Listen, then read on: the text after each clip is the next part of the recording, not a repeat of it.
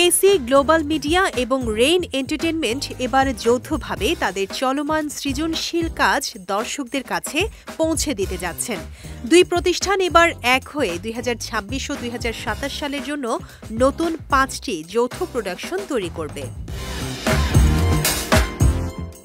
নতুন উদ্যোগের ভিত্তি হিসেবে নেওয়া হয়েছে পূর্ববর্তী সফল series drug war a conspiracy of silence, যা 6 পর্বে নির্মিত এবং আন্তর্জাতিক দর্শক ও সমালোচকের কাছে প্রশংসিত হয়েছে।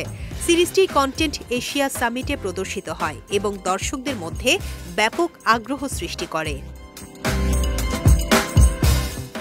এই দুই প্রতিষ্ঠানের প্রথম প্রকল্প হবে সিরিজ ডোজ।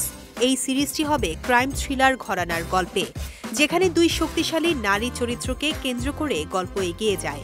একজন উঠতি ত্রয়ী কুইনপিন, আরেকজন আন্তর্জাতিক পুলিশ এজেন্ট। তারা বাধ্য হয়ে এক জটিল জোট গঠন করে দুর্নীতিগ্রস্ত পুলিশ, নির্মম মাফিয়া এবং সহিংস এনফোর্সারদের সঙ্গে লড়াই করে। গল্পটি ন্যায় বিচার এবং প্রতিশোধের মিশন থেকে শুরু হয়ে ক্ষমতার লড়াইয়ে পরিণত হয়।